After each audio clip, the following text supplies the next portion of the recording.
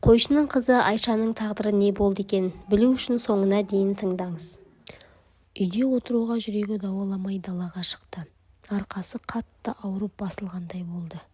Біраздан соң қайтадан ауырып сәл-пәл басылғандай болды. Тер басқан денесі далаға шыққан соң тоңази бастады. Орнынан тұрып, үйге кіріп шешесінің бешпетін арқасына жамылды. Мұрнына шешесінің иісі келгендей болды. Үйде отыра алмай, бешпеттің алдын көтеріп, иіскеп, есіктің алдындағы тасқа шоқиып отырды. Біраздан соң алапат бір ауру әр сүйектің ішіне кіріп алып, тұла бойын кеміріп барады. Даусын шығаруға қымсынып, тістене түскен сайын ауру күшейіп бара жатқан сияқты. Аз ғана тыныс алуға мұрша беріп, бебеулетіп тағы басталады. Толғақ деген осы болар. Әкем келіп қалса көреді ғой мені деген оймен қораға кіріп есігін іліп алды. Бұрышта үйіле тұрған сабанға бүкшеңдеп әрең жетті. Бір бау сабауды тартып алып жайып үстіне жатты. О, Құдайым-ай, бұл маған жіберген қай құзырың, не жаздым, оны жақсы көргенім үшін бе? Жоқ, қорлығына көнгенім үшін бе?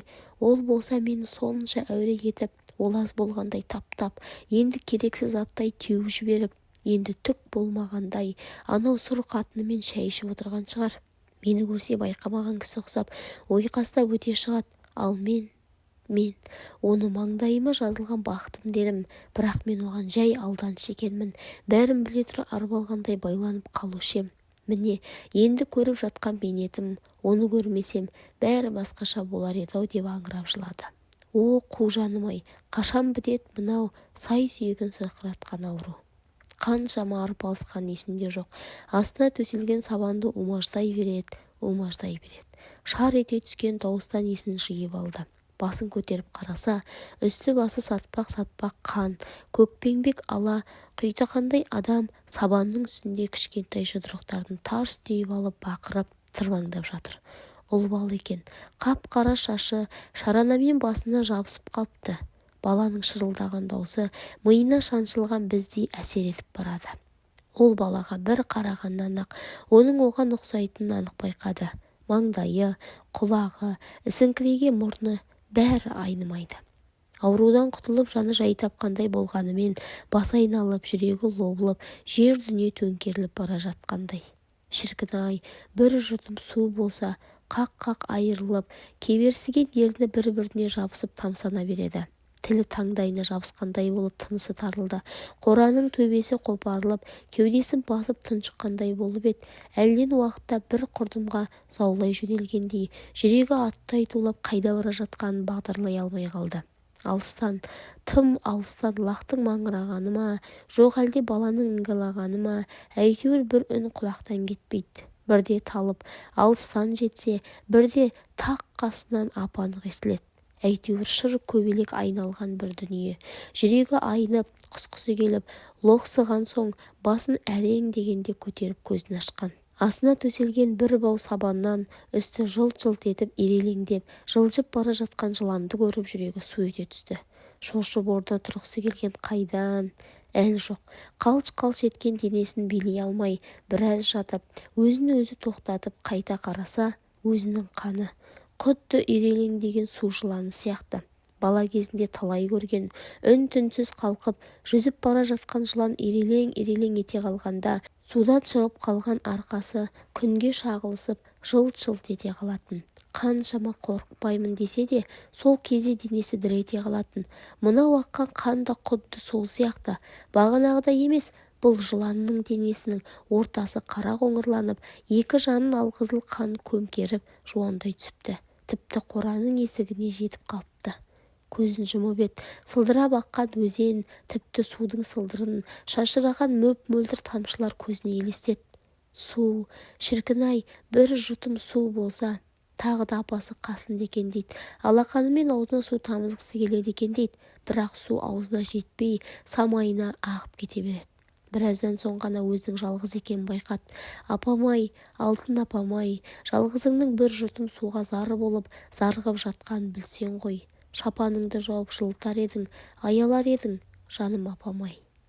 Әйтеуір шым-шытырық бір елестер қайта басталды. Айнала толған бөтен адамдар, бұл ешкімді танымайды, әлде мұны ешкім көрмей ме? Қарсы келген адамдар мұның денесінен еш кедергісіз өтіп кете береді. кете береді.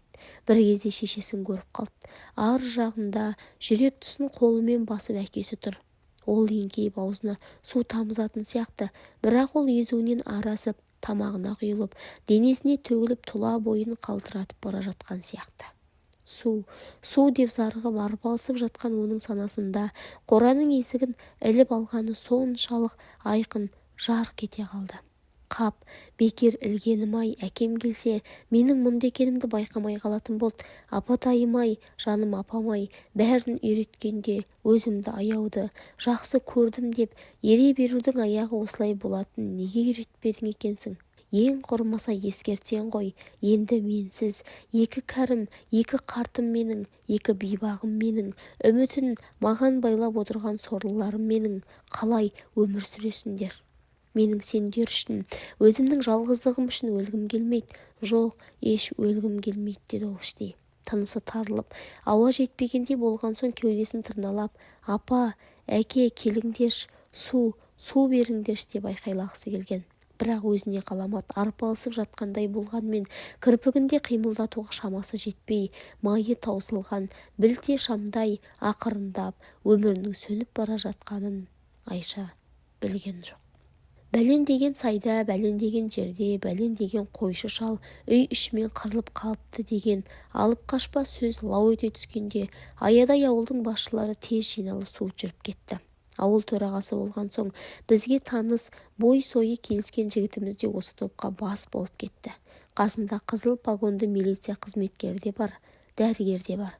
Қорадан ирелеңдеп шыққан қоп-қоңыр болып қатып қалған қанды көріп тіксініп қалған активтер сықырлауық есікті еңірете ашып ішке енгенде босағада жүресінен отырған ескі брезент плашының жүрек тұсын сіңірлі жел қақты болған қолымен уыстай ұстаған бір уыс шалды тіріме деп қалған. Ақсақал деп иығына қол тигізген жігітіміз от басқандай шошып түсті. Шал әлде қашан демі бітіп қатып қалған екен. Бір бау сабанның үстінде белуардан төмен қара қанға малшынып жайрап жатқан, кеше ғана бантегі желбіреп мектепті алтын медалға бітіріп, ауылдың жұлдызы атанып, болашағынан көп үміт күттіріп жүрген жастардың бірі. Айшаны көріп, келгендердің қимыл етуге шамасы келмей, қалшиып, үн-түнсіз қалды. Ал қасындағы жұдырықтай қызылшақа нәресте кіндігі де кесілмей, алақандай ғана болып ашылып қалған сабанның ортасындағы ұйыған қанға тұншығып қалыпты. Қос жұдырығында шыр етіп жерге түскеннен суық қарсы алған, мына жалған дүниеге лағнет айтқандай қатқан қан мен сабан. Жайрап жатқан әйелдің алақандай қап-қара көздері көктен әлдене тілегендей жалбарына қарап ашылып қалыпты. Көгіс тартып, қақ-қақ айырылған дәнді еріндері сәл ашылып, кірсіз аппақ тістері бір пәктікпен жалтырайды. Қап-қара сүмбіл шашы ертегідегі судан шыққан перінің шашындай болып, кеудесін, астындағы сабанның тең жартысын жауып алыпты. Жаны қатты қиналғанда астына басылған шашын алақанымен басынан асыра серпілді мекен. Сол қолын желкесіне жасқаныпты. Жоқ, әлі бітіп, екінші рет шашын салалауға шамасы жетпеді мекен. Арудың осы жатысында аппақ қудай өңінде мен пәкпін дегендей ме, жоқ әлдене айтқысы келгендей ме, бір ұмтылыс бар еді. Осы көріністен жүрегі езіліп, төбе шашы тік тұрған ауыл активтері естерін жиып, бір-біріне қарап еді, ешқайсында өң жоқ, үрпиіп, бәрі шошып кетіпті. Қап-қара болып ирелеңдеген қан мойнына түсер қыл бұраудай әсер етіп, әсіресе тісіне тимей қалтырағаны бой-сойы келіскен жігітіміз болды. Мынау 12-де бір гүл ашылмаған жастың, анау кіндігі де кесілмеген нәрестенің, анау шалдың өліміне өзі кінәлі екенін бір өзі ғана біледі. Сүмбіл шашы жайылған мына елдің өзі үшін өлгенін бір өзі ғана біледі. Ішкі толқынысын баса алмай, мойнындағы галстугы қылғындырып бара жатқандай болған соң жанталасып, оны босатты. Қан, мына қан, мойнына түсер қыл бұрау болмаса нетті. Уақытша алданышым бұлай насырға шабар деп ойламап едім. Осы тұрысында өлі ме, тірі ме, өзінің де көзі жетпей қалды. Бүкіл денесі өз еркіне бағынбай қалтырап тісі сақылдағандай болды. бұрқылдап қайнап, тасыған судың шәйнектің қақпағын көтеріп сарқылдағаны сияқты дыбыстың қайдан шыққанын түсінбей үн-түнсіз тұрған активтер бір-біріне аңтарыла қарады. Біраздан соң барып төрағаның өңі қашып, селкілдеп, тісі-тісіне тимей сақылдап тұрғанын байқады. Өзіне аңтарыла қараған көпшілікке шоши қараған ол, қан деді ышқына айқайлап. Мен үшін деген сөз аузынан шығып кете жаздады. Осы сөзді айтпас үшін епетейсіз сереңдеп сыртқа қашты.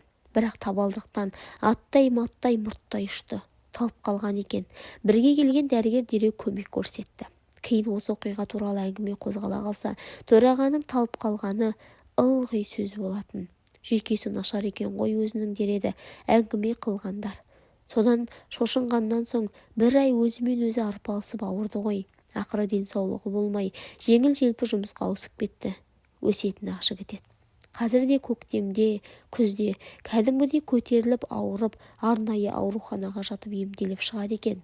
Көзіне әлдене елестеп, құлағына бір дыбыстар естіліп, әлдебіреуден қашқандай болып, ышқына алақтап, әлдебіреу шақырғандай болам екен, құлағын басып әйтеуір шошып, ұйқы бетін көрмей үй ішіне де маза бермей арпалысып кетеді екен деп еске алатын. Бірақ әдемі жігіттің негізгі дерті неден екенін ешкім білген жоқ.